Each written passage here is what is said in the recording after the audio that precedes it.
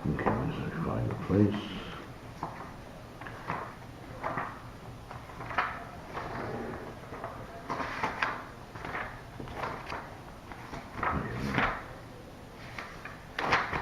Okay, good evening, everybody.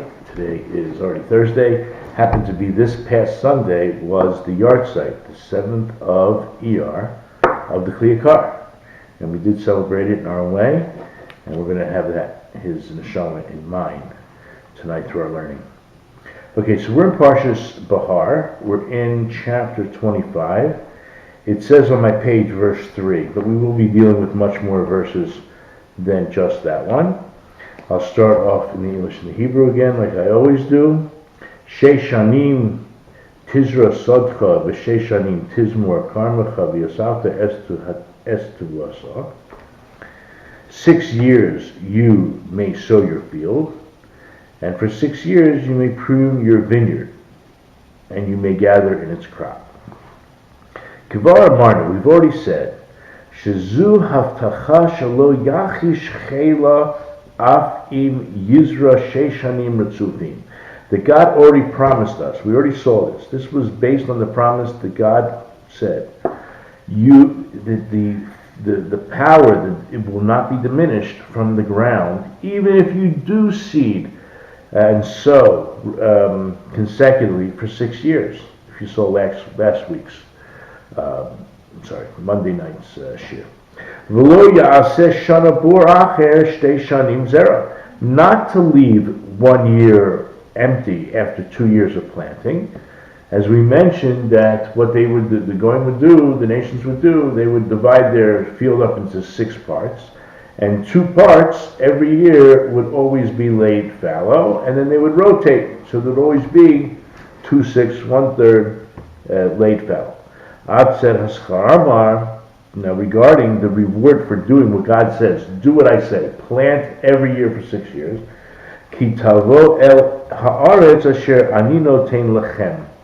As the verse said, when you come into the land that I give to you, ki bemet ani hanoten lechaaretz. God is saying, in truth, it's me who's giving you the land. Now we're going to deal with whose land is it. But God is saying, it's my land, and I'm the one giving it to you. V'lo b'charvecha yarashta aretz. It's not through your sword and your warfare that you conquered the land. V'yesh lechu shelo titolomar. God was concerned that perhaps you might make a mistake and say the following: Shechala aretz. That actually the land belongs to you.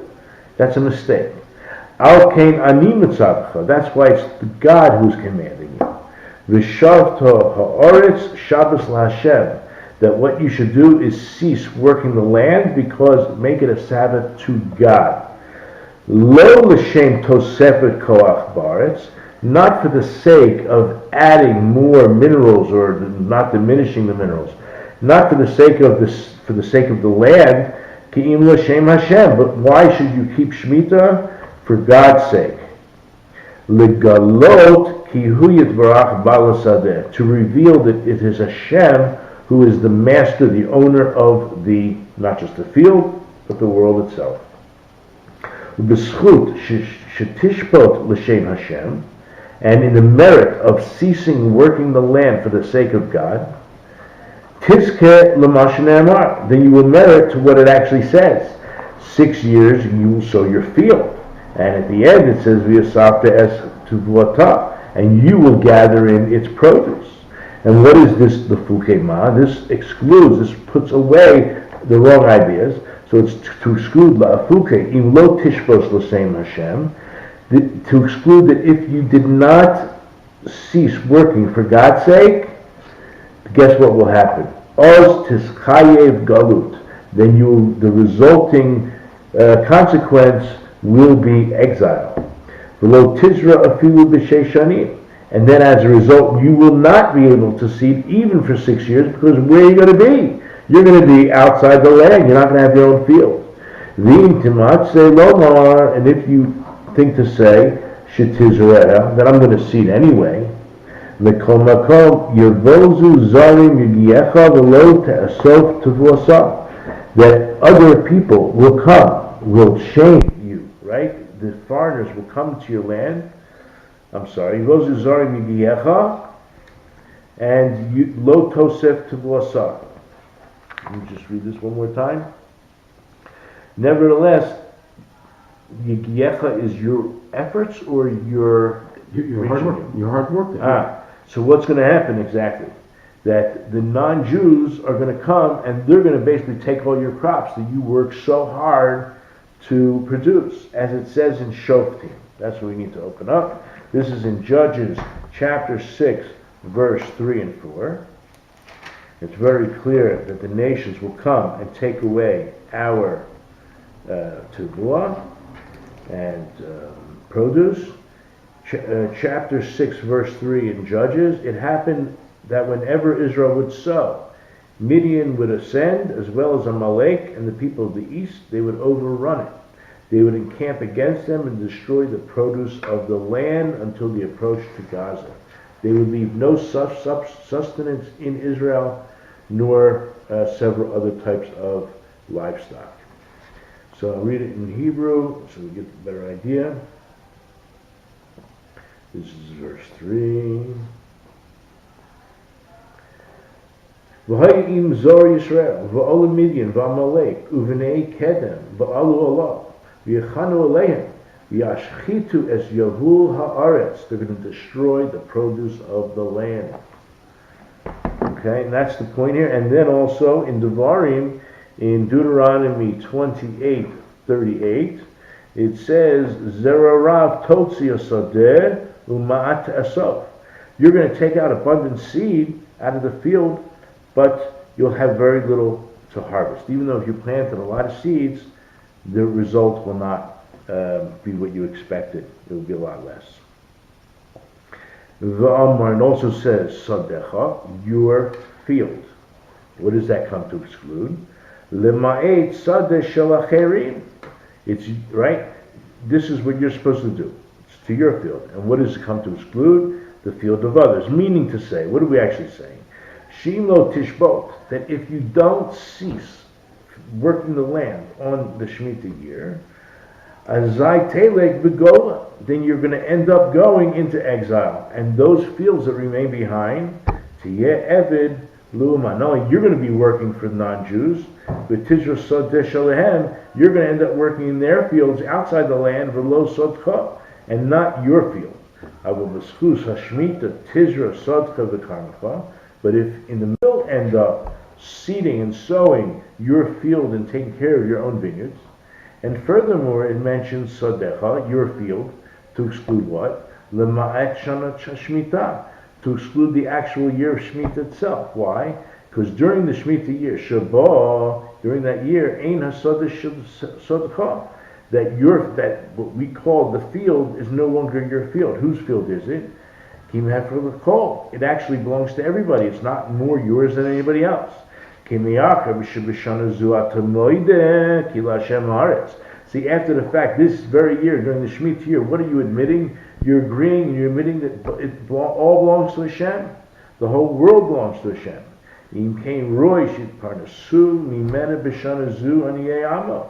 And if that's the case, what's certainly fitting to happen? That the field itself provides, we'll call it welfare, provides food for all of the poor people, which really is everybody. You're no better than them. Everybody is poor because the land does not belong to you during that Shemitah year. V'amar, and also says in the merit of Schut, V'shov to ha'aretz Shabbos la'Hashem, as a result, right, in the merit of what we say, leaving the land fallow as a Sabbath to God, Tizke, what will result? You'll merit Sheshei Shanim Tizra Sadecha, that you will seed and sow your field for 6 years. Avoim Tirtzalachzik Baperos B'Shivhi'is Kabbalabais. But if you want to hold on to all the produce of that 7th year as if you're the owner, Az Tavo Lideanius, God forbid, the person will come as a result of poverty. Shetim Kor Sadeh, he'll end up selling his own property just for survival. That field will no longer be yours, but will then belong to others, as I mentioned earlier. I cut to the chase a little bit. As it is written in the Medrash, according to the Medrash in Tanchuma, Hadoire Smichut Parshiut. Now, they were looking to expound why the juxtaposition of our Parsha here, Shemitah, is right after, if we look in chapter 25, verse 35, when the whole deal with Shemitah and Yovel ends, it says, Ki yamuch achicha. If your brother becomes impoverished, there's a mitzvah to help him out with loans and charity. Lo yisaschor b'peros shel shvi'is. Because it's talking about that if you end up doing business with the fruits of the 7th year, the result will be shesofa lavo lidei oni v'limkor beiso v'sedeu. He'll come to such an impoverished state that he'll have to sell his own home and perhaps his fields as well. It says in Tainus, Kol l'chaya min asodeh. How do we know when we have to do bi'ur, when we have to get rid of our stuff? I'm just going to go to, if we go to that verse, it's in Rashi, chapter 25, verse 7. This verse over here, it says, Ulehemtecho l'chaya asher bi'artzcha tiyeh kol tzvasa le'echol. And for your animal and for the beast that is in it, your land shall all its crop be to eat. So we learned from this Rashi, which I'll show you in a second, that was the pasuk. Rashi says, and for your animal and for your beast. So when in chaya o cheles, right, if the wild beasts are eating from your field, behema lo kol shekain, your own domesticated animals, that you're obligated to feed. How much more so they're going to eat it? Shemazonoteha lecha, where you're responsible to feed it. So what is the Torah then telling us? Lehemtecha. We already know you have to feed your own beasts, and then there's the wild beasts. So what do you need both for? So it sounds redundant. You don't need to have the verse mention your own domesticated animals. So makish behem l'chaya. So the verse is equating the domesticated animal to the wild animals. So what do we learn from it? The whole time that the wild animals are certainly eating from your field, then you're obligated and you will feed your own animal from your own house, minabayas. But what happens when it finishes off and there is no longer any more produce out in the field? These are the words that the Kli Yakar brings down. When it's finished, there's no more food for the wild beasts to eat from the field. Guess what happens? You must get rid of all that which you're storing away. We call that, in today's terminology, bi'ur, but basically you're not allowed to store and hoard after that point in time that there's no longer any more produce in the field. So back to the text. It says in Tainus,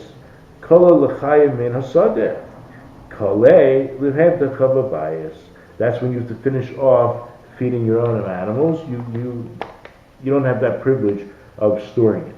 So kikos man shechayel cheles, the whole time that the wild animals are eating, as v'skuz hatzedaka yihiyeh gam liv hemtecha.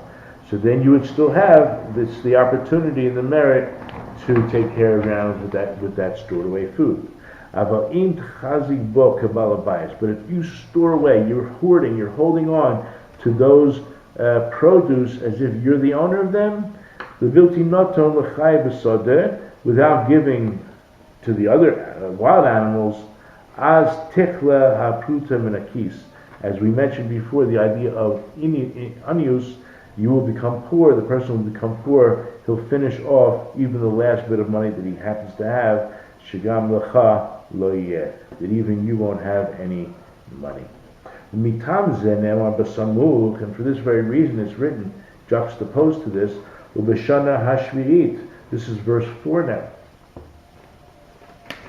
We're talking about the 7th year. Here we are. But on the 7th year, a complete rest there shall be for the land, a Sabbath for Hashem. Your field you shall not sow, and your vineyard you shall not prune. Ubishana hashvi'it, Shabbat Shabbaton yeh la'aretz, Shabbat la'Hashem.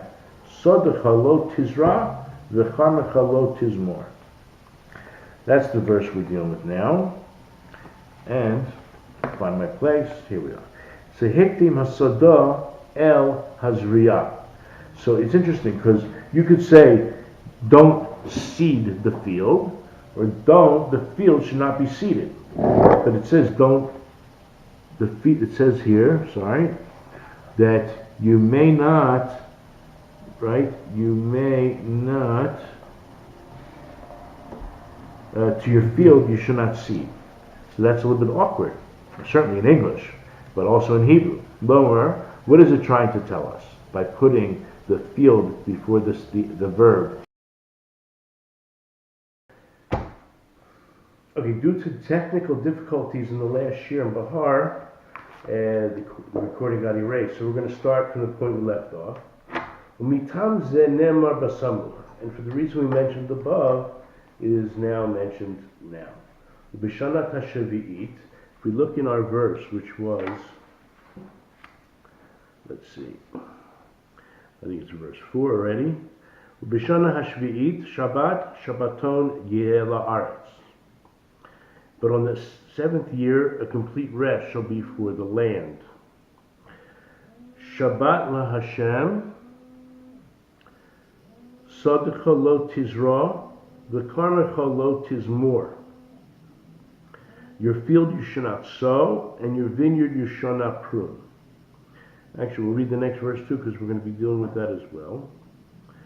Vet sapiach kitzircha lo tiktzur, ve'es inve nazircha lo tiktzur, shana shabbaton yeh la'aretz.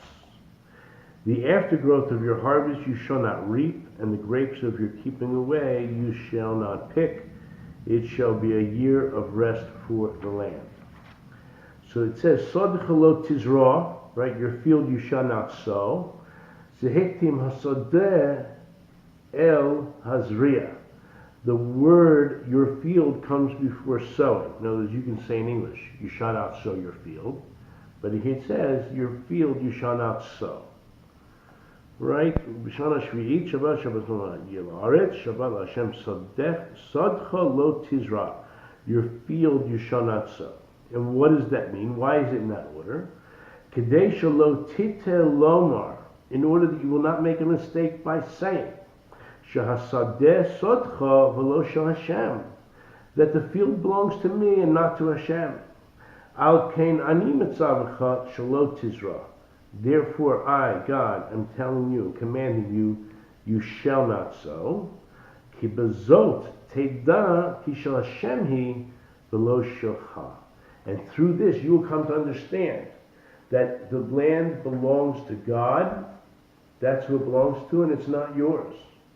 Ve'es ivnei nizircha, and those grapes which you have left behind, and the grapes of your keeping away, you shall not pick. They fell, if they left on the ground, leave them. Shehifroshtecha lecha, or you actually separated them for yourself. V'lo retzita lite mimenu la'acherim, and you had no desire, you didn't want to give them to others. You wanted to hoard them for yourself.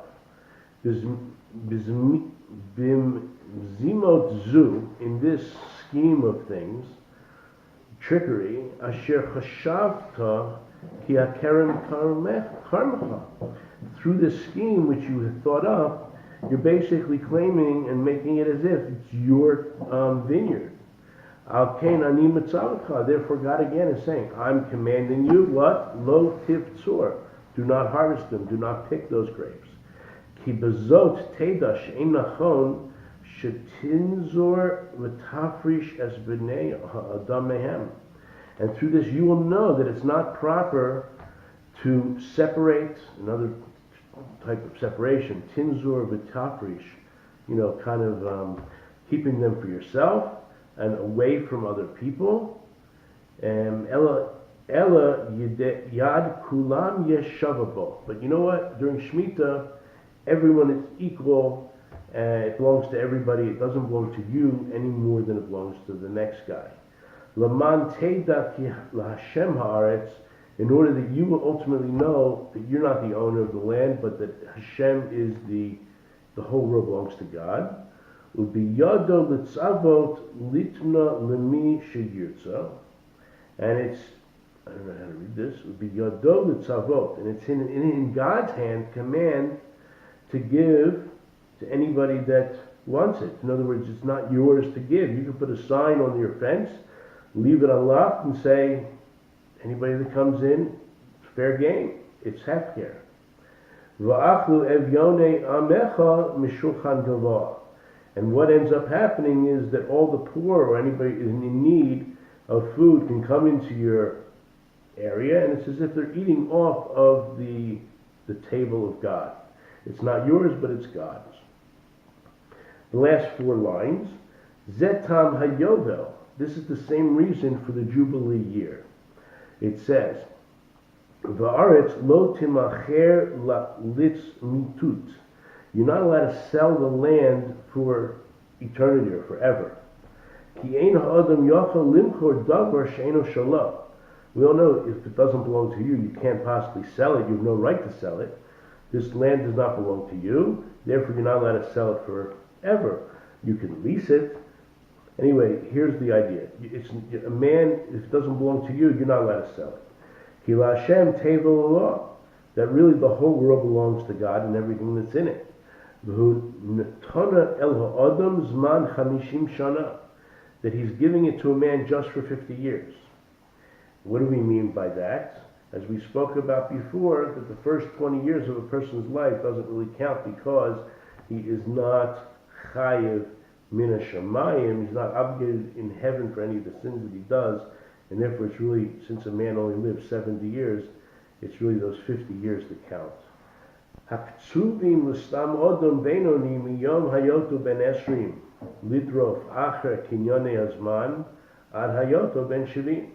Because the time allotted for a regular man, we're not talking about a super healthy guy that might, with good genes and takes care of himself, might live to 80 or 100, 120. But the average person is going to live to 70, and therefore he only has really 50 years in which to make all his running around. Al kein eno yochel limchor nachala ki im al 50 shana v'lo yoter. Therefore, a man's not able to sell his own nachala, his own ancestral heritage plot, except for 50 years and not more. Okay, anyway, so that's it, and have a good Shabbos. All the best. Thank you very much for listening.